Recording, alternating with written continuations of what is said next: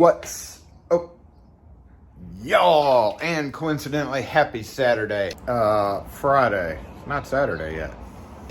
We're going to talk about my Gate Thingamajig 1.0. That's right, the Gate Thingamajig 1.0. Now, you might be wondering to yourself, Jason, why do you have a dowel rod and a piece of 1x attached together with holes drilled in it and flippy things up top? Well, there's this thing in indoor malls and other places where there's gates that roll down. If you ever go in a mall, if you still have a mall, you'll look at the openings, and they've got these super wide openings, and you wonder how they lock up at night. Well, up at the top, there's a gate that you pull down. Typically, the people have this like a shepherd's hook. It's just a rod with a hook on the end, and they reach up, pull it down, lock it at the bottom. Now, most of these, they're sideways. They use a mortise cylinder. You don't know what's in there. What it is kind of a modified Adams Wright hook bolt thing. Most of them lock like this, and they have this slide bolt. Now, a lot of times when the mall cleaning crew comes through, like doing the floors at night, there's this either a lever. Some of them have a lever. Some of them have a slide. But they're all operated by this kind of modified Adams Wright style hook bolt or deadbolt, really depending. But it controls something inside. We're going to hopefully look at it in a little bit, because I have to go 10 to 1 where one side broke on this particular gate that I actually worked on about 18 years ago, if I was guessing, about 18 years ago. And then one side broke, and of course they never called to get it fixed, and then all of a sudden the other side broke, and guess what? They can't lock their store at night. So a little bit of emergency was called in yesterday, and we told them, hey, that's on you. You should have called before both sides broke. You should have called and gotten it fixed. But as people do, they're always going to wait till the last minute, and it's an emergency. So with the roll down gate, or the Gate Thingamajig 1.0, it's actually kind of like 2.0 because I've modified it as I've worked on certain gates. I'm going to put this in a tripod. I'm going to show you what it does, because on site I may not be able to really do a whole lot of video or explain things, but I'll explain it now so that you can see what I'm talking about when I actually have to use it. So there we go.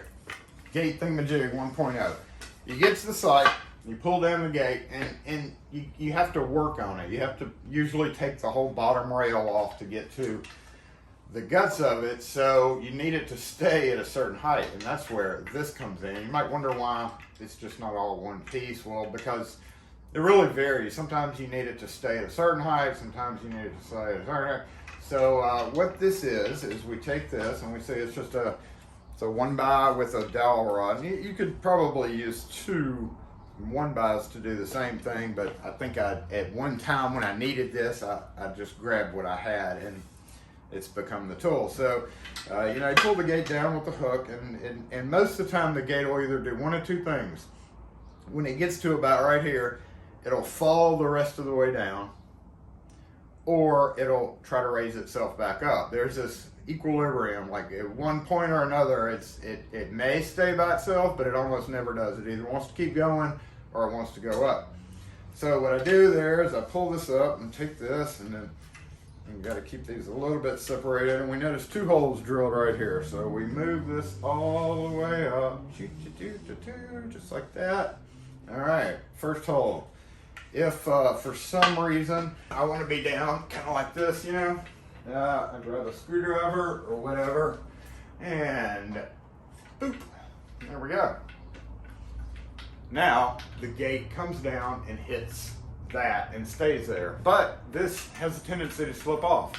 So I added this bungee cords. Take the bungee cords, wrap it around the gate just like this. Like, here's the rail of the gate. There's always like a open area, and then we just hook it in. So that stabilizes it right there.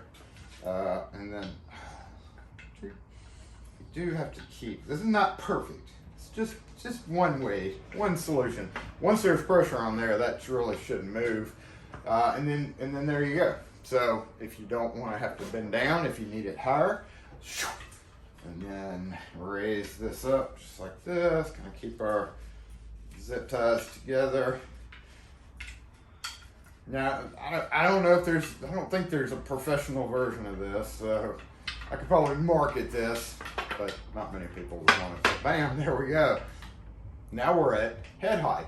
Boom, stops right there. You don't have to crouch or anything. You can just hook this to it and go to town. Now the only thing I do want to add for it's not really going to be a 2.0, but maybe 1.0 beta or something on the bottom, because like I said, sometimes those gates, when they're at this point, they want to flip up. So really I need to rig up something that I can also strap to it sideways, maybe just another piece of 1x that I can attach down at the bottom so that I can step on it. That's the only thing that I haven't added to this yet that I do want.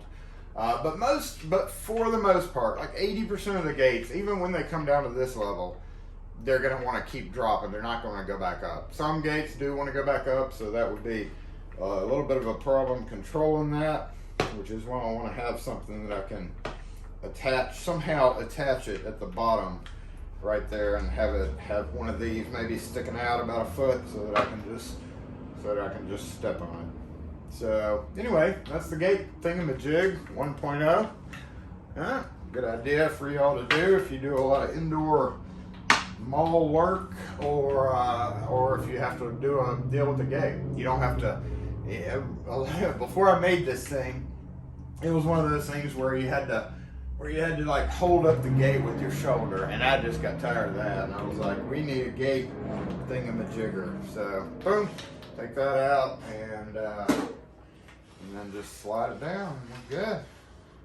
And we can actually wrap these around if we really wanted to, just like that.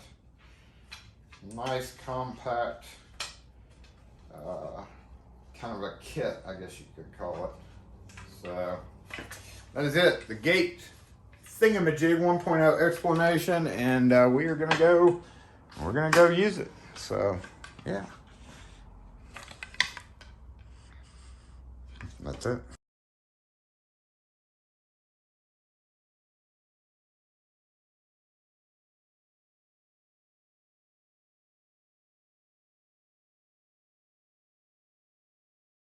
So there we go, y'all. Just a picture. I really couldn't video in there. Plus, I was just trying to get in and out. But the Gate Thingamajig 1.0 in action. Just a picture of it. But yeah, you can make your very own Gate Thingamajig in case you have to work on gates. So anyway, if you have any questions or comments, as always, post them in the comments section. I think my next upgrade is going to be getting one of those, whatchamacallit, hinge clip pins that is that size. I went to the hardware store the other day, and that was before I realized that I was going to need this. But, and last time, like I said, I just used a screwdriver through the hole. But I think if I got one of those hinge clip pins with the little half circle, I could like screw it. Well, no, I couldn't screw it on because then it wouldn't slide. I don't know.